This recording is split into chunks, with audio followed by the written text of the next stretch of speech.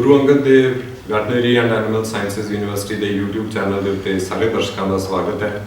ਤੁਸੀਂ ਦੇਖ ਰਹੇ ਹੋ ਸਾਡਾ ਪ੍ਰੋਗਰਾਮ ਪਸ਼ੂ ਪਾਲਣ ਸੁਨੇਹੇ। ਡੇਅਰੀ ਫਾਰਮਿੰਗ ਜਿੱਥੇ ਪੰਜਾਬ ਦੇ ਵਿੱਚ ਇੱਕ ਮੁੱਖ ਕਿੱਤੇ ਵਜੋਂ ਉੱਭਰ ਕੇ ਆ ਰਿਹਾ ਹੈ, ਉਸ ਦੇ ਨਾਲ ਇਹ ਸਾਡੀ ਭੋਜਨ ਸੁਰੱਖਿਆ ਲਈ ਵੀ ਬੜਾ ਜ਼ਰੂਰੀ ਹੈ। ਸਫਲ ਡੇਅਰੀ ਫਾਰਮਿੰਗ ਕਈ ਸਾਰੇ ਪਹਿਲੂਆਂ ਦੇ ਸੁਮੇਲ ਤੋਂ ਤਿਆਰ ਹੁੰਦਾ ਹੈ ਅਤੇ ਇਹਨਾਂ ਦੇ ਵਿੱਚੋਂ ਕਟਰੂਆਂ ਅਤੇ ਬਛੜੂਆਂ ਦੀ ਸੰਭਾਲ ਨੂੰ ਡੇਅਰੀ ਫਾਰਮਿੰਗ ਦੀ ਬੁਨਿਆਦ ਦੇ ਤੌਰ ਦੇ ਉੱਤੇ ਦੇਖਿਆ ਜਾ ਸਕਦਾ ਹੈ। ਕਟਰੂਆਂ ਅਤੇ ਬਛੜੂਆਂ ਦੀ ਖੁਰਾਕ ਤੇ ਇਹਨਾਂ ਦੇ ਪ੍ਰਬੰਧਨ ਦੇ ਉੱਤੇ ਗੱਲਬਾਤ ਕਰਨ ਲਈ ਵਧਦੇ ਹਾਂ ਸਾਡੇ ਪਹਿਲੇ ਹਿੱਸੇ ਵੱਲ, ਜਿਸ ਦਾ ਨਾਮ ਹੈ ਗਿਆਨ ਅਤੇ ਵਿਗਿਆਨ।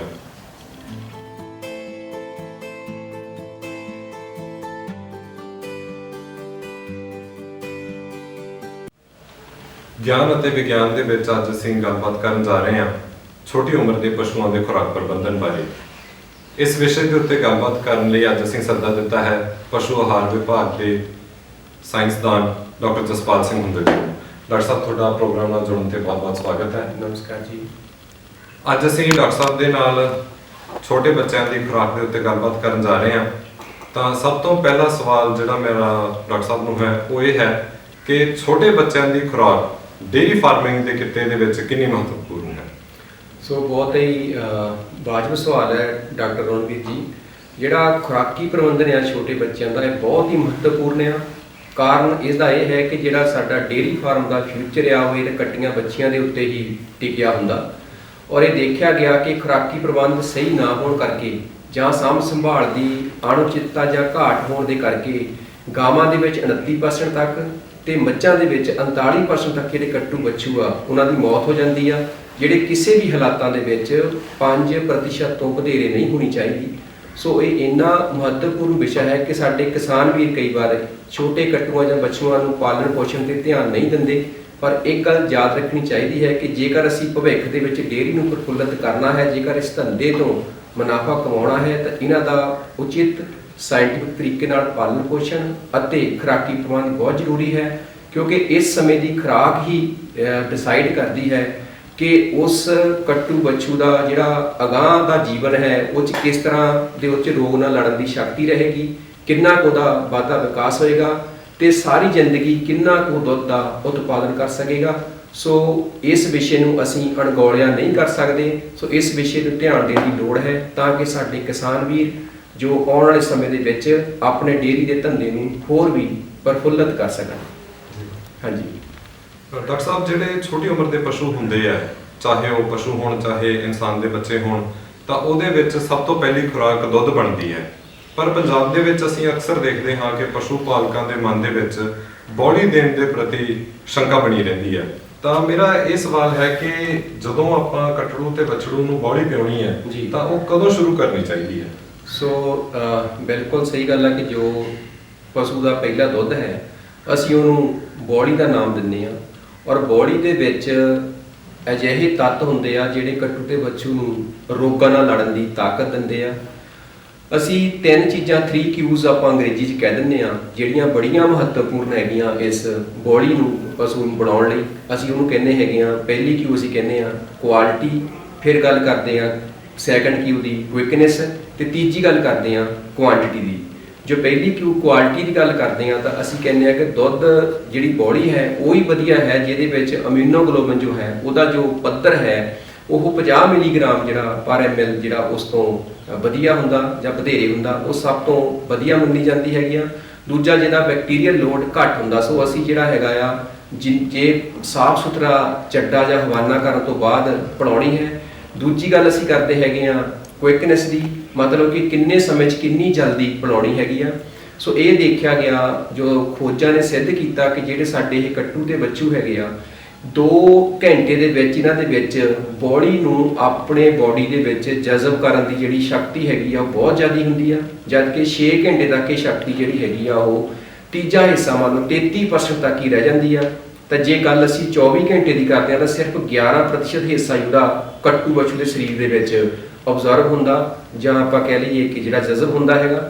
ਸੋ ਸਾਡੀ ਕੋਸ਼ਿਸ਼ ਇਹ ਚਾਹੀਦੀ ਆ, ਬੇਸ਼ੱਕ ਪਸ਼ੂ ਦੀ ਜੇਰ ਪਵੇ ਜਾਂ ਨਾ ਪਵੇ, ਪਸ਼ੂ ਦੇ ਸੂਣ ਤੋਂ ਬਾਅਦ ਸਭ ਤੋਂ ਪਹਿਲਾਂ ਅਸੀਂ ਜਿਹੜਾ ਉਹਦਾ ਜਿਹੜਾ ਚੱਡਾ ਹੈਗਾ ਉਹ ਚੰਗੀ ਤਰ੍ਹਾਂ ਸਾਫ਼ ਕਰੀਏ, ਔਰ ਜਿੰਨੀ ਜਲਦੀ ਹੋ ਸਕਦਾ ਉਨੀ ਜਲਦੀ ਕੱਟੂ ਜਾਂ ਬੱਚੂ ਜਿਹੜੀ ਹੈਗੀ ਆ ਬੋਲੀ ਪੜਾ ਦਈਏ। ਤੀਜੀ ਗੱਲ ਸਾਡੀ ਆਉਂਦੀ ਹੈਗੀ ਆ ਕਿ ਤੀਜੀ ਕਿਊ ਜਿਹੜੀ ਹੈਗੀ ਉਹ ਹੈ ਕੁਆਂਟੀਟੀ, ਕਿ ਇਹ ਅਸੀਂ ਪਲਾਉਣੀ ਕਿੰਨੀ ਮਾਤਰਾ ਦੇ ਵਿੱਚ ਹੈਗੀ ਆ। ਜਦੋਂ ਮਾਤਰਾ ਦੀ ਗੱਲ ਆਉਂਦੀ ਹੈਗੀ ਆ ਤਾਂ ਅਸੀਂ ਇਹ ਕਹਿੰਦੇ ਹੈਗੇ ਕਿ ਆਮ ਤੌਰ ਦੇ ਉੱਤੇ ਜੇ ਆਪਾਂ ਇੱਕ ਥੰਬ ਰੂਲ ਦੇਖੀਏ, ਮੋਟੇ ਤੌਰ ਤੇ ਗੱਲ ਕਰੀਏ ਕਿਸਾਨਾਂ ਦੀ ਭਾਸ਼ਾ ਦੇ ਵਿੱਚ, ਤਾਂ ਜਿੰਨਾ ਕੱਟੂ ਬੱਚੂ ਦਾ ਭਾਰ ਹੁੰਦਾ ਉਹਦਾ ਲਗਭਗ 10ਵਾਂ ਹਿੱਸਾ, ਮਤਲਬ ਸਾਡਾ ਜੋ ਕੱਟੂ ਹੈ ਉਹ ਐਵਰੇਜ ਔਸਤਨ ਜਿਹੜਾ 30 ਕਿਲੋਗ੍ਰਾਮ ਦੇ ਕਰੀਬ ਹੁੰਦਾ। ਸੋ ਉਹਦਾ ਜਿਹੜਾ 10ਵਾਂ ਹਿੱਸਾ ਉਹ 3 ਕਿਲੋ ਬਣਦਾ। ਸੋ 3 ਕਿਲੋ ਦੇ ਕਰੀਬ ਜਿਹੜੀ ਬੋਲੀ ਹੈਗੀ ਸਾਨੂੰ 24 ਘੰਟੇ ਦੇ ਵਿੱਚ ਜਿਹੜੀ ਆ ਕੱਟੂ ਜਾਂ ਬੱਚੂ ਨੂੰ ਪਿਲਾਉਣੀ ਚਾਹੀਦੀ ਹੈਗੀ ਆ। ਔਰ ਇਹ ਦੇਖਿਆ ਗਿਆ ਕਈ ਵਾਰੀ ਕਈ ਪਸ਼ੂਆਂ ਦੇ ਵਿੱਚ ਕੱਟੂ ਜਾਂ ਬੱਚੂ ਨੂੰ ਪਿਲਾਉਣ ਲਈ ਬੋਲੀ ਉਤਰਦੀ ਨਹੀਂ, ਜਾਂ ਕਿਸੇ ਵੀ ਕਾਰਨ ਕਰਕੇ ਇਹ ਸਾਡੇ ਨਵੇਂ ਜੰਮੇ ਬੱਚੇ ਲਈ ਉਪਲਬਧ ਨਹੀਂ ਹੁੰਦੀ। ਸੋ ਉਸ ਕੇਸ ਦੇ ਵਿੱਚ ਵੀ ਘਬਰਾਉਣ ਦੀ ਬਿਲਕੁਲ ਲੋੜ ਨਹੀਂ। ਅਸੀਂ ਕੋਸ਼ਿਸ਼ ਕਰੀਏ ਕਿ ਜਿਹੜੇ 2 ਆਂਡੇ ਹੈਗੇ ਆ ਉਹਨਾਂ ਨੂੰ 1 ਲੀਟਰ ਜਿਹੜਾ ਦੁੱਧ ਲੈ ਲਈਏ ਗਾਂ ਦਾ, ਉਸ ਦੁੱਧ ਦੇ ਵਿੱਚ ਫੈਟ ਲਈਏ ਚੰਗੀ ਤਰ੍ਹਾਂ, ਤੇ 30 ਮਿਲੀਲੀਟਰ ਜਿਹੜਾ ਹੈਗਾ ਅਰਿੰਡੀ ਦਾ ਤੇਲ ਉਹਦੇ ਵਿੱਚ ਘੋਲ ਲਈਏ। ਸੋ 2 ਆਂਡੇ 1 ਲੀਟਰ ਦੁੱਧ ਦੇ ਵਿੱਚ ਘੋਲ ਲਈਏ। ਘੋਲਣ ਤੋਂ ਬਾਅਦ ਅਸੀਂ ਜਿਹੜਾ 30 ਮਿਲੀਲੀਟਰ ਅਰਿੰਡੀ ਦਾ ਤੇਲ ਪਾ ਦਈਏ, ਤੇ ਪਾ ਕੇ ਦਿਹਾੜੀ ਦੇ ਵਿੱਚ 24 ਘੰਟਿਆਂ ਦੇ ਵਿੱਚ 3 ਵਾਰੀ ਅਸੀਂ ਆਪਣੇ ਕੱਟੂ ਜਾਂ ਬੱਚੂ ਨੂੰ ਪਿਲਾ ਦਈਏ। ਪਹਿਲੀ ਵਾਰੀ 2 ਘੰਟਿਆਂ ਦੇ ਅੰਦਰ ਅੰਦਰ ਪਿਲਾ ਦਈਏ। ਸੋ 3 ਵਾਰੀ ਇਹ ਦਿਨ ਭਰ ਦੇ ਵਿੱਚ ਪਿਲਾਉਣ ਨਾਲ ਜਿਹੜੀ ਲੋੜੀਂਦੀ ਮਾਤਰਾ ਦੇ ਵਿੱਚ ਪਸ਼ੂਆਂ ਦੇ ਵਿੱਚ ਰੋਗਾਂ ਨਾਲ ਲੜਨ ਦੀ ਸ਼ਕਤੀ ਹੈਗੀ ਆ ਕੱਟੂ ਬੱਚੂ ਦੇ ਵਿੱਚ ਉਪਲਬਧ ਹੋਣ ਦੇ ਜਿਹੜੇ ਚਾਂਸ ਹੈਗੇ ਆ ਉਹ ਵੱਧ ਜਾਂਦੇ ਆ। ਜੀ ਡਾਕਟਰ ਸਾਹਿਬ, ਬੋਲੀ ਦੇ ਨਾਲ ਨਾਲ ਆਪਾਂ ਛੋਟੇ ਬੱਚਿਆਂ ਨੂੰ ਹਰੇ ਚਾਰੇ ਦੇ ਉੱਤੇ, ਸੁੱਕੇ ਚਾਰੇ ਦੇ ਉੱਤੇ ਵੀ ਲਾਉਣਾ ਹੁੰਦਾ ਹੈ, ਤੇ ਇਸ ਦੇ ਨਾਲ ਉਹਨਾਂ ਨੂੰ ਖੁਰਾਕ ਵੀ ਦੇਣੀ ਹੁੰਦੀ ਹੈ ਜੀ। ਤਾਂ ਆਪਾਂ ਬੋਲੀ ਸ਼ੁਰੂ ਹੋਣ ਤੋਂ ਬਾਅਦ ਕਦੋਂ ਹਰੇ ਚਾਰੇ, ਸੁੱਕੇ ਚਾਰੇ ਤੇ ਵੰਡ ਦਾ ਇਸਤੇਮਾਲ ਪਸ਼ੂਆਂ ਲਈ ਕਰਦੇ ਹਾਂ? ਬਿਲਕੁਲ, ਬਹੁਤ ਸਾਰੇ ਸਾਡੇ ਕਿਸਾਨ ਵੀਰ ਇਸ ਗੱਲ ਦੇ ਉੱਤੋਂ ਕਈ ਵਾਰੀ ਕਨਫਿਊਜ਼ਨ ਦੇ ਵਿੱਚ ਰਹਿ ਜਾਂਦੇ ਆ, ਕਲੀਅਰ ਨਹੀਂ ਹੁੰਦੇ ਕਿ ਅਸੀਂ ਕਦੋਂ ਉਹ ਪਸ਼ੂ ਨੂੰ ਜਿਹੜੀ ਦੁੱਧ ਕਦ ਤੱਕ ਪਿਲਾਉਣਾ ਹੈਗਾ ਪਸ਼ੂ ਨੂੰ, ਔਰ ਕਦੋਂ ਅਸੀਂ ਹਰੇ ਚਾਰੇ ਦੀ ਸ਼ੁਰੂਆਤ ਕਰਨੀ ਆ। ਸੋ ਸਾਡੀ ਕੋਸ਼ਿਸ਼ ਇਹ ਹੁੰਦੀ ਜਦੋਂ ਅਸੀਂ ਦੁੱਧ ਪਿਲਾਉਣਾ ਪਸ਼ੂ ਨੂੰ ਸ਼ੁਰੂ ਕਰਤਾ, ਬੋਲੀ ਤੋਂ ਬਾਅਦ ਜੋ ਅਗਲਾ 2.5 ਦਿਨ ਤੋਂ ਬਾਅਦ ਦੁੱਧ ਬਣਦਾ ਉਹਨੂੰ ਅਸੀਂ ਜਿਹੜਾ ਹੈਗਾ ਦੁੱਧ ਦੇ ਨਾਂ ਨਾਲ ਜਾਣਦੇ ਆ। ਪਹਿਲਾਂ ਅਸੀਂ ਬੋਲੀ ਕਹਿੰਦੇ ਆ, ਅਗਲੇ 2.5 ਦਿਨ ਤੱਕ ਅਸੀਂ ਟ੍ਰਾਂਜੀਸ਼ਨ ਮਿਲਕ ਦੇ ਨਾਂ ਨਾਲ ਜਾਣਦੇ ਹਾਂ। ਉਸ ਤੋਂ ਬਾਅਦ ਅਸੀਂ ਇਹਨੂੰ ਜਿਹੜਾ ਆਮ ਦੁੱਧ ਹੁੰਦਾ ਜਿਹੜਾ ਕਿ ਅਸੀਂ ਕੱਟੂ ਜਾਂ ਬੱਚੂ ਨੂੰ ਪਿਲਾਉਂਦੇ ਆ। ਔਰ ਪੰਜਾਬ ਦੇ ਵਿੱਚ ਕਿਉਂਕਿ ਸਾਡੇ ਪ੍ਰੋਗਰੈਸਿਵ ਜਿਹੜੇ ਅਗਾਂਹ ਵਧੂ ਡੇਅਰੀ ਫਾਰਮ ਰਿਹਾ, ਉਹ ਅੱਜ ਕੱਲ ਕਈ ਵਾਰੀ ਦੁੱਧ ਦੇ ਬੱਟੇ ਜਿਹੜਾ ਅਗਲਾ ਸ਼ਬਦ ਹੈਗਾ ਮਿਲਕ ਰਿਪਲੇਸਰ। ਸੋ ਮਿਲਕ ਰਿਪਲੇਸਰ ਵੀ ਸਾਡੇ ਪਸ਼ੂਆਂ ਨੂੰ ਜਿਹੜੇ ਕੱਟੂ ਜਾਂ ਬੱਚੂਆਂ ਨੂੰ ਪਿਲਾਉਂਦੇ ਹੈਗੇ ਆ। ਸੋ ਮਿਲਕ ਰਿਪਲੇਸਰ ਵੀ 2-3 ਕੰਪਨੀਆਂ ਜਿਹੜੀਆਂ ਹੈਗੀਆਂ ਉਹਨਾਂ ਦਾ ਬਾਜ਼ਾਰ ਦੇ ਵਿੱਚ ਉਪਲਬਧ ਆ। ਇਹ ਦੇਖਿਆ ਗਿਆ ਕਿ ਜਦੋਂ ਅਸੀਂ ਜਿੱਦਾਂ ਦੁੱਧ ਦੀ ਗੱਲ ਕਰਦੇ ਆ, ਮੱਝ ਦਾ ਦੁੱਧ ਜਿੱਦਾਂ ਕਾਫੀ ਸਾਡੇ ਇੱਥੇ ਪੰਜਾਬ ਦੇ ਵਿੱਚ ਮਹਿੰਗਾ ਜਿਹੜਾ ਵਿਕਦਾ ਹੈਗਾ, ਸੀ ਉਹਨਾਂ ਦੇ ਬੱਟੇ ਜੇ ਅਸੀਂ ਮਿਲਕ ਰਿਪਲੇਸਰ ਵੀ ਆਪਣੇ ਪਸ਼ੂ ਨੂੰ ਪਿਲਾਈਏ ਤੇ ਸਾਡਾ ਸਸਤਾ ਜਿਹੜਾ ਪੈ ਜਾਂਦਾ ਹੈਗਾ। ਸੋ ਦੇਣਾ ਕਿੰਨਾ, ਜੇ ਅਸੀਂ ਸ਼ੁਰੂ ਕਰਦੇ ਹਾਂ, ਸ਼ੁਰੂ ਤੋਂ ਬਾਅਦ ਅਸੀਂ ਜਿਹੜਾ ਮਿਲਕ ਰਿਪਲੇਸਰ ਹੈਗਾ ਇਹ ਲਗਭਗ 500 ਗ੍ਰਾਮ ਦੇ ਕਰੀਬ ਜਿਹੜਾ ਹੈਗਾ, ਇਹਨੂੰ 8 ਗੁਣਾ ਅਸੀਂ ਇਹਦੇ ਵਿੱਚ ਜਿਹੜਾ ਹੈਗਾ ਪਾਣੀ ਪਾ ਲੈਣਾ। 1:8 ਦੀ ਜਿਹੜੀ ਆ ਰੇਸ਼ੋ ਦੇ ਵਿੱਚ ਅਨੁਪਾਤ ਦੇ ਵਿੱਚ ਅਸੀਂ ਇਹਨੂੰ ਪਾਣੀ ਪਾ ਕੇ ਡਿਲੂਟ ਕਰ ਲੈਂਦੇ ਹੈਗੇ ਆ। ਔਰ ਇਹ ਅਸੀਂ ਪਸ਼ੂ ਨੂੰ ਜਿਹੜਾ ਹੈਗਾ 24 ਘੰਟਿਆਂ ਦੇ ਵਿੱਚ ਪਿਲਾਉਣਾ ਹੁੰਦਾ ਹੈਗਾ। ਔਰ ਇਹਦੇ ਨਾਲ ਹੀ ਅਸੀਂ ਦੇਖਦੇ ਹੈਗੇ ਆ ਕਿ ਪਹਿਲੇ 3 ਜਾਂ 4 ਦਿਨ ਜਿਹੜਾ ਦੁੱਧ ਜ਼ਰੂਰੀ ਆ, ਉਸ ਤੋਂ ਬਾਅਦ ਅਸੀਂ ਜਿਹੜਾ ਪਸ਼ੂ ਆ ਉਹਨੂੰ ਮਿਲਕ ਰਿਪਲੇਸਰ ਤੇ ਪਾ ਸਕਦੇ ਆ। ਔਰ ਜਿਹੜੀ ਪਹਿਲੀ ਅਸੀਂ ਆਪਣੇ ਕੱਟੂ ਜਾਂ ਬੱਚੂ ਨੂੰ ਖੁਰਾਕ ਦੇਣੀ ਆ ਉਹ ਹੈ ਕੱਪ ਸਟਾਰਟਰ। ਸੋ ਉਹਨੂੰ ਅਸੀਂ ਕੱਪ ਸਟਾਰਟਰ ਦੇ ਤੌਰ ਤੇ ਜਾਣਦੇ ਹੈਗੇ ਆ। ਔਰ ਕੱਪ ਸਟਾਰਟਰ ਜਿਹੜਾ ਹੈਗਾ ਇਹਦੇ ਵਿੱਚ ਘੱਟੋ ਘੱਟ 18% ਜਿਹੜਾ ਪ੍ਰੋਟੀਨ ਤੇ 3% ਜਿਹੜਾ ਫੈਟ, ਜਾਂ ਖਾਸ ਤੌਰ ਤੇ ਅਸੀਂ ਕਹਿ ਲਈਏ ਕਿ ਜਿਹੜੇ TDN ਹੈਗਾ ਆ, ਕੁੱਲ ਜਿਹੜੇ ਹੈਗੇ ਪਚਣਯੋਗ ਤੱਤ ਆ ਉਹ 75% ਜਾਂ ਇਸ ਤੋਂ ਵਧੇਰੇ ਹੋਣੇ ਚਾਹੀਦੇ ਆ। ਸੋ ਇਹ ਜਿਹੜਾ ਕੱਪ ਸਟਾਰਟਰ ਆ ਅਸੀਂ ਪਹਿਲੇ ਹਫਤੇ ਆਪਣੇ ਪਸ਼ੂ ਨੂੰ ਸ਼ੁਰੂ ਕਰ ਦੇਣਾ ਹੈਗਾ। ਸ਼ੁਰੂ ਦੇ 2 ਹਫਤੇ ਸਾਡਾ ਕੱਟੂ ਬੱਚੂ ਜਿਹੜਾ ਉਹ ਇਹਨੂੰ ਜ਼ਿਆਦਾ ਖਾਂਦਾ ਨਹੀਂ ਹੈਗਾ, ਸਿਰਫ ਉਹਨੂੰ ਨੱਕ ਜਾਂ ਵਿੱਚ ਉਹਦੇ ਮਾਰ ਕੇ ਥੋੜੀ ਫੀਡ ਖਿਲਾ ਦਿੰਦਾ ਹੈਗਾ। ਸੋ ਤੀਜੇ ਹਫਤੇ ਤੋਂ ਇਹ ਕੱਟੂ ਜਾਂ ਬੱਚੂ ਸਾਡਾ ਕੱਪ ਸਟਾਰਟਰ ਸ਼ੁਰੂ ਕਰ ਲੈਂਦਾ। ਔਰ ਲਗਾਤਾਰ ਅਸੀਂ ਕੱਪ ਸਟਾਰਟਰ ਤੇ ਦੁੱਧ ਦੇਈ ਜਾਣਾ ਹੈਗਾ। ਜਦੋਂ ਸਾਡੇ ਕੱਟੂ ਜਾਂ ਬੱਚੂ ਜਿਹੜੇ ਹੈਗੇ ਆ ਲਗਭਗ ਮੱਝਾਂ ਦੇ ਵਿੱਚ 1 ਕਿਲੋ ਤੱਕ ਤੇ ਗਾਵਾਂ ਦੇ ਵਿੱਚ ਰੋਜ਼ਾਨਾ 1 ਤੋਂ 1.5 ਕਿਲੋ ਤੱਕ ਕੱਪ ਸਟਾਰਟਰ ਦੀ ਜਿਹੜੀ ਮਾਤਰਾ ਉਹ ਸ਼ੁਰੂ ਕਰ ਦੇਣ, ਉਦੋਂ ਅਸੀਂ ਜਿਹੜਾ ਦੁੱਧ ਬੰਦ ਕਰ ਸਕਦੇ ਹੈਗੇ ਆ। ਔਰ ਜਿਹੜੇ ਸਾਡੇ ਦੂਜੇ ਗੱਲ ਹਰੇ ਜਾਂ ਸੁੱਕੇ ਚਾਰੇ ਪਾਉਣ ਦੀ ਗੱਲ ਹੈਗੀ ਆ, ਤੇ ਸਾਡੀ ਕੋਸ਼ਿਸ਼ ਇਹ ਚਾਹੀਦੀ ਆ ਕਿ ਘੱਟੋ ਘੱਟ 50ਵੇਂ ਦਿਨ ਦੇ ਉੱਤੇ ਅਸੀਂ ਸੁੱਕੇ ਜਾਂ ਹਰੇ ਚਾਰੇ ਸ਼ੁਰੂ ਕਰਨੇ ਆ। ਇਸ ਦਾ ਬਹੁਤ ਵੱਡਾ ਕਾਰਨ ਇਹ ਹੈ ਕਿ ਜੇਕਰ ਅਸੀਂ ਸੁੱਕੇ ਜਾਂ ਹਰੇ ਚਾਰੇ ਪਹਿਲਾਂ ਸ਼ੁਰੂ ਕਰ ਦਿੰਦੇ ਆ ਤਾਂ ਜਿਹੜਾ ਕੱਟੂ ਦਾ ਪੇਟ ਆ, ਸਭ ਤੋਂ ਸਾਡਾ ਵੱਡਾ ਇੱਥੇ ਮਕਸਦ ਹੁੰਦਾ ਕੱਟੂ ਦੇ ਪੇਟ ਨੂੰ ਵਿਕਸਿਤ ਕਰਨਾ। ਸੋ ਪੇਟ ਦਾ ਸਾਈਜ਼ ਜੋ ਹੈ ਉਹ ਵੱਡਾ ਹੋ ਜਾਂਦਾ, ਲੇਕਿਨ ਜੋ ਉਹਦੇ ਅੰਦਰ ਪੈਪੀਲਾ ਹੈ ਜਿਨ੍ਹਾਂ ਨੇ ਮਦਦ ਕਰਨੀ ਹੈ ਤੱਤਾਂ ਨੂੰ ਸੋਖਣ ਦੇ ਵਿੱਚ, ਉਹਦਾ ਸਾਈਜ਼ ਨਹੀਂ ਵੱਧਦਾ। ਸੋ ਸਾਡੇ ਪਹਿਲੇ ਲਗਭਗ 45 ਤੋਂ 50 ਦਿਨ ਜੇ ਮੈਂ ਗੱਲ ਕਰਾਂ ਤੇ ਅਸੀਂ ਜਿਹੜਾ ਦੁੱਧ ਦੇ ਨਾਲ ਕੱਪ ਸਟਾਰਟਰ ਹੀ ਦੇਣਾ ਹੈਗਾ। ਔਰ 50ਵੇਂ ਦਿਨ ਅਸੀਂ ਜਿਹੜਾ ਹੈਗਾ ਚਾਹੇ ਉਹ ਇਹ ਸ਼ੁਰੂ ਕਰੀਏ, ਚਾਹੇ ਹਰਾ ਚਾਰਾ ਸ਼ੁਰੂ ਕਰੀਏ ਜਾਂ ਸੁੱਕਾ ਚਾਰਾ ਅਸੀਂ ਸ਼ੁਰੂ ਕਰਨਾ ਹੈਗਾ। ਔਰ ਉਦੋਂ ਬਾਅਦ ਜਿਹੜਾ ਹੈਗਾ ਇਹਨੂੰ ਲਗਾਤਾਰ ਅਸੀਂ ਦੇਈ ਜਾਣਾ ਹੈਗਾ ਆ। ਔਰ ਇਹਦੇ ਨਾਲ ਅਸੀਂ ਇਹ ਕਹਿ ਸਕਦੇ ਹਾਂ ਕਿ ਸਾਡੀ ਕੋਸ਼ਿਸ਼ ਇਹ ਹੋਣੀ ਚਾਹੀਦੀ ਆ, ਆਮ ਤੌਰ ਤੇ ਜਿਹੜੇ ਸਾਡੇ ਕੱਟੂ ਜਾਂ ਪਸ਼ੂ ਵਧੇਰੇ ਵੱਧਦੇ ਹੈਗੇ ਆ ਉਹਨਾਂ ਦਾ ਲਗਭਗ 70 ਦਿਨ 'ਚ ਜੇਕਰ ਭਾਰ ਸਾਡਾ ਡਬਲ ਹੋ ਜਾਵੇ ਤਾਂ ਅਸੀਂ ਕਹਾਂਗੇ ਸਾਡੀ ਜਿਹੜੀ ਸਾਡਾ ਖੁਰਾਕੀ ਪ੍ਰੋਗਰਾਮ ਹੈਗਾ ਉਹ ਬਹੁਤ ਵਧੀਆ। ਪਰ ਸਾਡੇ ਇੱਥੇ ਹਾਲਾਤਾਂ ਦੇ ਵਿੱਚ ਲਗਭਗ ਸਾਡੇ 90 ਤੋਂ 120 ਦਿਨ ਦੇ ਵਿੱਚ ਸਾਡੇ ਕੱਟੂ ਜਾਂ ਬੱਛੂ ਦਾ ਭਾਰ ਜਿਹੜਾ ਡਬਲ ਜਾਂ ਦੁੱਗਣਾ ਹੁੰਦਾ। ਸੋ ਅਸੀਂ ਆਪਣੀ ਖੁਰਾਕੀ ਪ੍ਰਬੰਧ ਨੂੰ ਹੋਰ ਵੀ ਵਧੀਆ ਕਰਨਾ ਤਾਂ ਕਿ ਜਿਹੜਾ ਡੇਅਰੀ ਫਾਰਮ ਆ ਉਹ ਹੋਰ ਵੀ ਪ੍ਰਫੁੱਲਤ ਹੋ ਸਕੇ। ਇੱਕ ਗੱਲ ਮੈਂ ਨਾਲ ਹੋਰ ਜ਼ਰੂਰ ਕਹਿਣੀ ਚਾਹੂੰਗਾ ਕਿ ਬੇਸ਼ੱਕ ਅਸੀਂ ਪਸ਼ੂ ਨੂੰ ਦੁੱਧ ਪਿਲਾਉਂਦੇ ਆ, ਬੇਸ਼ੱਕ ਅਸੀਂ ਮਿਲਕ ਰਿਪਲੇਸਰ ਦਿੰਦੇ ਆ, ਇੱਕ ਗੱਲ ਸਾਡੇ ਕਿਸਾਨ ਵੀਰ ਕਦੀ ਨਾ ਭੁੱਲਣ ਕਿ ਜਿਹੜਾ ਪਾਣੀ ਹੈਗਾ ਆ, ਫਰੈਸ਼ ਪਾਣੀ ਹੈਗਾ, ਉਹ ਹਰ ਵੇਲੇ ਕੱਟੂ ਜਾਂ ਬੱਚੂ ਨੂੰ ਉਪਲਬਧ ਰਹਿਣਾ ਚਾਹੀਦਾ ਕਿਉਂਕਿ ਪਸ਼ੂ ਦੇ ਪੇਟ ਨੂੰ ਵਿਕਸਿਤ ਕਰਨ ਦੇ ਵਿੱਚ ਪਾਣੀ ਦਾ ਬਹੁਤ ਵੱਡਾ ਰੋਲ ਆ। ਇਹ ਨਹੀਂ ਸੋਚਣਾ ਕਿ ਪਸ਼ੂ ਦੁੱਧ ਪੀ ਰਿਹਾ ਆ, ਦੁੱਧ ਦੇ ਵਿੱਚ ਜਿਹੜਾ ਪਾਣੀ ਹੁੰਦਾ ਉਹ ਪਸ਼ੂ ਦੇ ਪੇਟ ਦੇ ਪਹਿਲੇ ਖਾਨੇ ਵਿੱਚ ਉਪਲਬਧ ਨਹੀਂ ਹੁੰਦਾ, ਉਹ ਦੂਜੇ ਖਾਨੇ ਵਿੱਚ ਚਲ ਜਾਂਦਾ, ਜਦ ਕਿ ਕੱਟੂ ਦਾ ਪੇਟ ਦਾ ਪਹਿਲਾ ਖਾਨਾ ਵਿਕਸਿਤ ਕਰਨ ਲਈ ਫਰੈਸ਼ ਪਾਣੀ ਦੀ ਲੋੜ ਹੈ। ਸੋ ਅਸੀਂ ਜਿਹੜਾ ਹੈਗਾ ਫਰੈਸ਼ ਪਾਣੀ ਪਸ਼ੂ ਨੂੰ ਹਰ ਵੇਲੇ ਉਪਲਬਧ ਕਰਨਾ। ਸੋ ਥੋੜੇ ਸ਼ਬਦਾਂ ਵਿੱਚ ਅਸੀਂ ਇਹੀ ਕਹਿ ਸਕਦੇ ਹਾਂ ਕਿ ਜਿਹੜਾ ਸਾਡਾ ਪਹਿਲੇ ਹਫਤੇ ਤੋਂ ਬਾਅਦ ਅਸੀਂ ਜਾਂ ਪਹਿਲੇ ਹਫਤੇ ਜਾਂ 4 ਜਾਂ 5 ਦਿਨ ਦੇ ਉੱਤੇ ਅਸੀਂ ਮਿਲਕ ਰਿਪਲੇਸਰ ਸ਼ੁਰੂ ਕਰ ਸਕਦੇ ਹਾਂ। ਔਰ 7-8 ਦਿਨ ਦੇ ਉੱਤੇ ਅਸੀਂ ਜਿਹੜਾ ਹੈਗਾ ਕਾਪ ਸਟਾਰਟਰ ਸ਼ੁਰੂ ਕਰ ਲੈਣਾ। ਜਦੋਂ ਕਾਪ ਸਟਾਰਟਰ ਜਿਹੜਾ 1 ਤੋਂ 1.5 ਕਿਲੋ ਕਰੀਬ ਸਾਡੇ ਪਸ਼ੂ ਖਾਣ ਲੱਗ ਪੈਣ ਉਦੋਂ ਅਸੀਂ ਦੁੱਧ ਦੀ ਜਿਹੜੀ ਆ ਬੰਦ ਕਰ ਦੇਣੀ ਆ। ਔਰ 50ਵੇਂ ਦਿਨ ਦੇ ਉੱਤੇ ਲਗਭਗ ਅਸੀਂ ਜਿਹੜਾ ਹੈਗਾ ਆ ਕੋਸ਼ਿਸ਼ ਕਰਨੀ ਹੈਗੀ ਆ ਕਿ ਜਿਹੜਾ ਪਸ਼ੂ ਨੂੰ ਹਰਾ ਚਾਰਾ ਦਈਏ ਤਾਂ ਕਿ ਪਸ਼ੂ ਦਾ ਪੇਟ ਸਹੀ ਵਿਕਸਿਤ ਹੋ ਸਕੇ ਔਰ ਉਹ ਸਹੀ ਗਰੋਥ ਦਾ ਰਸਤਾ ਅਖਤਿਆਰ ਕਰ ਸਕੇ। ਡਾਕਟਰ ਸਾਹਿਬ, ਕੱਟੜੂਆਂ ਤੇ ਵੱਛੜੂਆਂ ਦੀ ਖੁਰਾਕ ਨੂੰ ਲੈ ਕੇ ਤੁਸੀਂ ਬੜੀਆਂ ਮਹੱਤਵਪੂਰਨ ਗੱਲਾਂ ਸਾਡੇ ਕਿਸਾਨ ਭਰਾਵਾਂ ਤੇ ਭੈਣਾਂ ਨਾਲ ਸਾਂਝੀਆਂ ਕੀਤੀਆਂ ਨੇ। ਪ੍ਰੋਗਰਾਮ ਦੇ ਵਿੱਚ ਆਉਣ ਲਈ ਤੇ ਇਸ ਜਾਣਕਾਰੀ ਲਈ ਤੁਹਾਡਾ ਬਹੁਤ ਬਹੁਤ ਧੰਨਵਾਦ।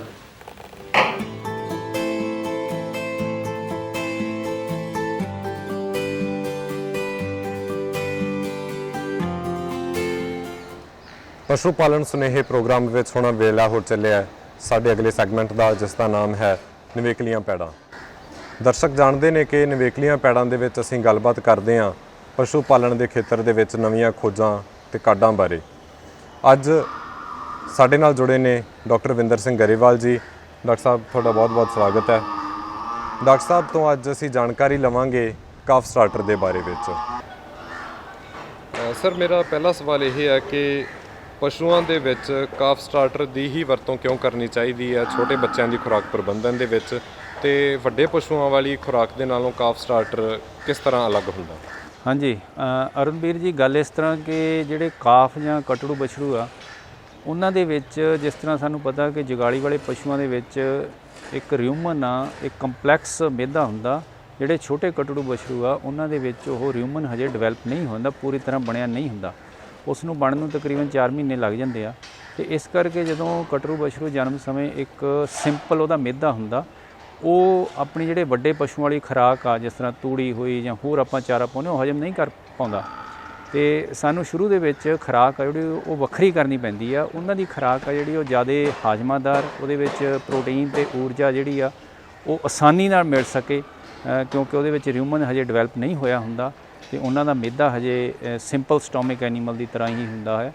ਤੇ ਉਹਦੇ ਵਿੱਚ ਇਸ ਕਰਕੇ ਕਾਫ ਸਟਾਰਟਰ ਅਸੀਂ ਕਹਿੰਦੇ ਹਾਂ। ਕਾਫ ਸਟਾਰਟਰ ਦਾ ਮਤਲਬ ਇਹੀ ਹੈ ਜਿਹੜਾ ਵੰਡ ਅਸੀਂ ਛੋਟੇ ਕਟਰੂਆਂ ਨੂੰ ਬਣਾਉਂਦੇ ਹਾਂ ਉਹਦੇ ਵਿੱਚ ਅਸੀਂ ਕੁਝ ਸਪੈਸ਼ਲ ਇਨਗਰੀਡੀਐਂਟ ਪਾਉਂਦੇ ਹਾਂ ਤੇ ਕੁਝ ਨਹੀਂ ਪਾਉਂਦੇ। ਜਿਸ ਤਰ੍ਹਾਂ ਸਰੋਂ ਦੀ ਖਾਲਾ ਉਹ ਵੱਡੇ ਪਸ਼ੂ ਨੂੰ ਅਸੀਂ ਪਾ ਸਕਦੇ ਹਾਂ, ਵੜੇਵੇਂ ਦੀ ਖਾਲਾ ਵੱਡੇ ਪਸ਼ੂ ਨੂੰ ਪਾ ਸਕਦੇ ਹਾਂ, ਛੋਟੇ ਪਸ਼ੂ ਨੂੰ ਨਹੀਂ ਪਾ ਸਕਦੇ। ਵੱਡੇ ਪਸ਼ੂਆਂ ਦੀ ਖੁਰਾਕ ਚਾਹੇ ਜ਼ਿਆਦਾ ਦੁੱਧ ਦੇਣ ਵਾਲੇ ਪਸ਼ੂ ਦੀ ਖੁਰਾਕ ਆ, ਬੇਸ਼ੱਕ ਉਹ ਬਹੁਤ ਮਹਿੰਗੀ ਬਣਦੀ ਆ, ਲੇਕਿਨ ਜੇ ਅਸੀਂ ਛੋਟੇ ਕਟਰੂ ਜਾਂ ਬਛਰੂ ਨੂੰ ਪਾਵਾਂਗੇ ਤਾਂ ਉਹ ਪੈਸੇ ਤਾਂ ਲੱਗਣਗੇ ਲੇਕਿਨ ਉਹਦਾ ਜਿਹੜਾ ਇਫੈਕਟ ਆ ਉਹਦਾ ਜਿਹੜਾ ਫਾਇਦਾ ਵਾ ਉਹ ਨਹੀਂ ਹੋਏਗਾ, ਕਟਰੂ ਬਛਰੂ ਨੂੰ ਨਹੀਂ ਹੋਏਗਾ, ਉਹ ਫਾਰਮਰ ਦਾ ਇੱਕ ਨੁਕਸਾਨ ਹੋਏਗਾ। ਇਸ ਕਰਕੇ ਛੋਟੇ ਕਟਰੂਆਂ ਬਛਰੂਆਂ ਨੂੰ ਇੱਕ ਵੱਖਰੀ ਖੁਰਾਕ ਬਣਾਉਣੀ ਚਾਹੀਦੀ ਹੈ, ਜ਼ਰੂਰੀ ਆ, ਜਿਹਨੂੰ ਕਿ ਆਪਾਂ ਕਾਫ ਸਟਾਰਟਰ ਕਹਿੰਦੇ ਹਾਂ। ਸਰ, ਮੇਰਾ ਦੂਸਰਾ ਸਵਾਲ ਇਹ ਹੈ ਕਿ ਕਈ ਪਸ਼ੂ ਪਾਲਕ ਆਪਣੇ ਘਰ ਦੇ ਵਿੱਚ ਹੀ ਪਸ਼ੂਆਂ ਦੀ ਖੁਰਾਕ ਤਿਆਰ ਕਰਨੀ ਪਸੰਦ ਕਰਦੇ ਆ। ਜੇ ਇੱਕ ਕਿਸਾਨ ਨੇ ਛੋਟੇ ਪੱਧਰ ਦੇ ਉੱਤੇ ਘਰ ਦੇ ਵਿੱਚ ਕਾਫ ਸਟਾਰਟਰ ਬਣਾਉਣਾ ਹੋਵੇ ਤਾਂ ਉਹਦੇ ਲਈ ਉਹ ਕਿਹੜੀਆਂ-ਕਿਹੜੀਆਂ ਵਸਤਾਂ ਦਾ ਇਸਤੇਮਾਲ ਕਰ ਸਕਦਾ ਹੈ? ਹਾਂਜੀ, ਇਸ ਤਰ੍ਹਾਂ ਕਿ ਜਿਹੜਾ ਕਾਫ ਸਟਾਰਟਰ ਬਣਾਉਣ ਦੀ ਵਿਧੀ ਆ ਉਹ ਮੈਂ ਤੁਹਾਨੂੰ ਸੰਖੇਪ ਦੇ ਵਿੱਚ ਸਮਝਾਉਣਾ। ਹਾਲਾਂਕਿ ਕਈ ਵਾਰ ਕਿਸਾਨ ਵੀਰਾਂ ਨੂੰ ਇੰਨੇ ਛੋਟੇ ਸਮੇਂ ਦੇ ਵਿੱਚ ਸਾਰਿਆਂ ਲਿਖਣਾ ਜਾਂ ਉਹਨੂੰ ਯਾਦ ਕਰਨਾ ਔਖਾ ਹੁੰਦਾ। ਮੋਟੇ ਜਿਹੇ ਰੂਪ ਦੇ ਵਿੱਚ ਕਾਫ ਸਟਾਰਟਰ ਦੇ ਵਿੱਚ ਜਿਹੜੀ ਆਪਾਂ ਅਨਾਜ ਪਾਉਣੇ ਆ, ਜਿਸ ਤਰ੍ਹਾਂ ਮੱਕੀ ਆ, ਉਹ ਤਕਰੀਬਨ 45 ਕਿਲੋ ਤੱਕ ਮੈਕਸਿਮਮ ਪਾਉਣੇ ਆ। ਤੇ ਸਭ ਤੋਂ ਜਿਹੜੀ ਜ਼ਰੂਰੀ ਚੀਜ਼ ਆ ਪ੍ਰੋਟੀਨ, ਖਲਾਂ। ਜਿਹੜੇ ਬੱਚਿਆਂ ਦੀ ਫੀਡ ਆ ਜਿਹਨੂੰ ਕਾਫ ਸਟਾਰਟਰ ਕਹਿੰਦੇ ਆ, ਉਹਦੇ ਵਿੱਚ ਪ੍ਰੋਟੀਨ ਪੂਰੀ ਕਰਨ ਲਈ ਸਾਨੂੰ ਵਧੀਆ ਕੁਆਲਿਟੀ ਦੀ ਪ੍ਰੋਟੀਨ, ਜਿਸ ਤਰ੍ਹਾਂ ਸੋਇਆਬੀਨ ਮੀਲ ਆ ਜਾਂ ਮੂੰਗਫਲੀ ਦੀ ਖਲ ਆ, ਉਹ ਹੀ ਪਾਉਣੀ ਪਊ। ਉਹ ਅਸੀਂ ਸਰੋਂ ਦੀ ਖਲ ਜਾਂ ਬੜੇਵੇਂ ਦੀ ਖਲ ਨਹੀਂ ਪਾ ਸਕਦੇ। ਤਕਰੀਬਨ 20 ਕਿਲੋ ਸੋਇਆਬੀਨ ਮੀਲ ਤੇ 10 ਕਿਲੋ ਮੂੰਗਫਲੀ ਦੀ ਖਲ, ਤੇ ਟੋਟਲ 30 ਕਿਲੋ ਖਲਾਂ ਇਹ ਪਾਉਣੀਆਂ ਨੇ। ਤੇ 10 ਕਿਲੋ ਤਕਰੀਬਨ ਕਣਕ ਦਾ ਵਧੀਆ ਕੁਆਲਿਟੀ ਦਾ ਚੋਕਰ ਪਾ ਸਕਦੇ ਹਾਂ। ਇਸ ਤੋਂ ਇਲਾਵਾ ਜਿਹੜੇ 2 ਕਿਲੋ ਮਿਨਰਲ ਮਿਕਸਚਰ ਤੇ 1 ਕਿਲੋ ਲੂਣ ਪਾਉਣਾ। ਤੇ ਇਸ ਤੋਂ ਬਿਨਾ 2 ਚੀਜ਼ਾਂ ਜੇ ਹੋਰ ਕਿਸਾਨ ਵੀਰ ਉਹਦਾ ਪ੍ਰਬੰਧ ਕਰ ਸਕਦੇ ਆ, ਉਹਨਾਂ ਵਿੱਚੋਂ ਇੱਕ ਤਾਂ ਹੈ ਯੀਸਟ, ਜਿਹਨੂੰ ਪ੍ਰੋਬਾਇਓਟਿਕ ਕਹਿੰਦੇ ਆ, ਪਸ਼ੂਆਂ ਦਾ ਮਿਹਦਾ ਸਹੀ ਰੱਖਣ ਲਈ, ਹਾਜ਼ਮਾ। ਉਹ ਤਕਰੀਬਨ 100 ਗ੍ਰਾਮ ਇਹਦੇ ਵਿੱਚ ਆਪਾਂ ਪਾ ਸਕਦੇ ਹਾਂ। ਦੂਸਰਾ ਹੈ ਸੋਡੀਅਮ ਬਿਊਟਰੇਟ, ਜੇ ਕਿਤੋਂ ਮਿਲ ਸਕਦਾ, ਉਹ ਹਿਊਮਨ ਡਿਵੈਲਪਮੈਂਟ ਲਈ ਸਹਾਈ ਹੁੰਦਾ। ਉਹ 100 ਗ੍ਰਾਮ ਕੁਆਂਟਲ ਫੀਡ ਦੇ ਵਿੱਚ ਸੋਡੀਅਮ ਬਿਊਟਰੇਟ ਉਹ ਪਾ ਸਕਦੇ ਹਾਂ। ਤੇ ਬਾਕੀ ਇਹਦੇ ਵਿੱਚ ਇੱਕ ਹੋਰ ਬਹੁਤ ਜ਼ਰੂਰੀ ਚੀਜ਼ ਹੁੰਦੀ ਆ ਕਿ 1.5 ਤੋਂ 2 ਕਿਲੋ ਅਸੀਂ ਤੇਲ ਪਾਉਣਾ, ਰਿਫਾਈਨਡ ਆਇਲ ਜਿਹਨੂੰ ਕਹਿੰਦੇ ਆ, ਵਧੀਆ ਕੁਆਲਿਟੀ ਦਾ, ਜਾਂ ਬੜੇਵੇਂ ਦਾ ਤੇਲ ਪਾ ਸਕਦੇ ਹਾਂ ਫੈਟ ਪੂਰੀ ਕਰਨ ਲਈ। ਤੇ ਰਾਈਸ ਪੋਲਿਸ਼ ਅਸੀਂ ਉਸ ਹਾਲਤ 'ਚ ਹੀ ਪਾਉਣੀ ਆ ਜੇ ਉਹ ਤਾਜ਼ੀ ਅਵੇਲੇਬਲ ਆ ਸ਼ੈਲਰ ਤੋਂ। ਸਟੋਰ ਕੀਤੀ ਹੋਈ ਰਾਈਸ ਪੋਲਿਸ਼ ਬਿਲਕੁਲ ਨਹੀਂ ਪਾਉਣੀ। ਤੇ ਇਸ ਤਰ੍ਹਾਂ ਅਸੀਂ ਬਾਕੀ ਜਿਹੜਾ ਉਹਦਾ ਪੂਰਾ ਕਰਨ ਲਈ ਅਸੀਂ ਉਹਦੇ ਰਾਈਸ ਪੋਲਿਸ਼ ਵਗੈਰਾ ਜਾਂ ਚੋਕਰ ਨੂੰ ਵਧਾ ਕੇ ਅਸੀਂ 100 ਪੂਰਾ ਕਰ ਸਕਦੇ ਹਾਂ। ਤੇ ਜਿਹੜਾ ਸ਼ੀਰਾ ਵਾ ਉਹ ਇਹਨਾਂ ਦੇ ਵਿੱਚ ਅਸੀਂ 3 ਤੋਂ 4 ਕਿਲੋ ਹੀ ਪਾਉਣਾ। ਤੇ ਇਸ ਤੋਂ ਬਿਨਾਂ ਅਸੀਂ ਇਹਨਾਂ ਦੀ ਖੁਰਾਕ ਨੂੰ ਸਵਾਦਲੀ ਬਣਾਉਣ ਲਈ ਕੁਆਂਟਲ ਫੀਡ ਦੇ ਵਿੱਚ 25 ਗ੍ਰਾਮ ਫਲੇਵਰ ਪਾ ਸਕਦੇ ਹਾਂ।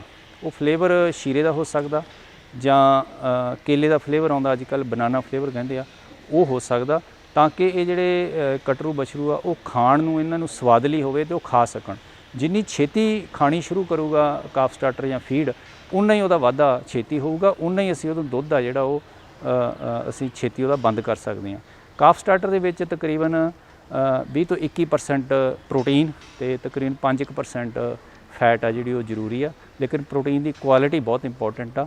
ਮੂੰਗਫਲੀ ਦੀ ਖਲ ਤੇ ਸੋਇਆਬੀਨ ਦੀ ਖਲ ਇਹ ਪਾਉਣੀ ਆ। ਡਾਕਟਰ ਸਾਹਿਬ, ਇੱਕ ਹੋਰ ਸਵਾਲ ਇੱਥੇ ਜ਼ਰੂਰੀ ਬਣਦਾ ਹੈ ਕਿ ਜਦੋਂ ਪਸ਼ੂ ਪਾਲਕਾਂ ਨੇ ਕਾਫ ਸਟਾਰਟਰ ਦੀ ਵਰਤੋਂ ਕਰਨੀ ਹੈ ਤਾਂ ਉਹਨਾਂ ਨੂੰ ਕਿਹੜੀਆਂ-ਕਿਹੜੀਆਂ ਗੱਲਾਂ ਦਾ ਖਿਆਲ ਰੱਖਣਾ ਚਾਹੀਦਾ ਹੈ? ਕਿਹੜੀਆਂ ਕੋਈ ਇਸ ਤਰ੍ਹਾਂ ਦੀਆਂ ਵਿਧੀਆਂ ਨੇ ਜਿਨ੍ਹਾਂ ਦਾ ਇਸਤੇਮਾਲ ਨਹੀਂ ਕਰਨਾ ਚਾਹੀਦਾ? ਹਾਂਜੀ, ਇਸ ਤਰ੍ਹਾਂ ਕਿ ਕਾਫ ਸਟਾਰਟਰ ਆ ਜਿਹੜਾ ਉਹ 7 ਤੋਂ 10 ਦਿਨ ਦੀ ਉਮਰ 'ਚ ਜਿਹੜਾ ਕਟਰੂ ਨੂੰ ਉਹ ਸ਼ੁਰੂ ਕਰ ਦੇਣਾ ਚਾਹੀਦਾ। ਸ਼ੁਰੂ ਦੇ ਵਿੱਚ ਅਸੀਂ ਤਕਰੀਬਨ 100 ਗ੍ਰਾਮ ਉਹਦੇ ਮੂਹਰੇ ਰੱਖਦੇ ਹਾਂ, ਇੱਕ ਕੋਈ ਸਟੀਲ ਦੇ ਭਾਂਡੇ ਦੇ ਵਿੱਚ ਪਾ ਕੇ, ਤੇ ਸਾਰਾ ਦਿਨ ਉਹਨੂੰ ਚੱਟਣ ਦੀ ਖੁੱਲ੍ਹ ਹੋਵੇ ਤੇ ਪਸ਼ੂ ਹੌਲੀ ਹੌਲੀ ਚੱਟਣਾ ਸ਼ੁਰੂ ਕਰ ਦਿੰਦਾ। ਤੇ ਇੱਕ ਇੱਥੇ ਹੋਰ ਮੈਂ ਥੋੜ੍ਹਾ ਜਿਹਾ ਦੱਸਣਾ ਚਾਹਾਂਗਾ ਕਿ ਜੇਕਰ ਕਟਰੂ ਨੂੰ ਪਾਣੀ ਪੀਣ ਦੀ ਆਜ਼ਾਦੀ ਹੋਵੇ, ਉਹ ਆਪਣੀ ਮਰਜ਼ੀ ਨਾਲ ਪਾਣੀ ਪੀ ਸਕੇ, ਉਹਦੇ ਕੋਲ ਪਾਣੀ ਦੀ ਉਪਲਬਧਤਾ 24 ਘੰਟੇ ਹੋਵੇ, ਤਾਂ ਉਹ ਜਿਹੜਾ ਕਾਫ ਸਟਾਰਟਰ ਖਾਣਾ ਜਲਦੀ ਸ਼ੁਰੂ ਕਰ ਦਿੰਦਾ। ਇਸ ਕਰਕੇ ਪਾਣੀ ਨੂੰ ਤੁਸੀਂ ਕਦੇ ਵੀ ਅਣਗੌਲਾ ਨਹੀਂ ਕਰਨਾ।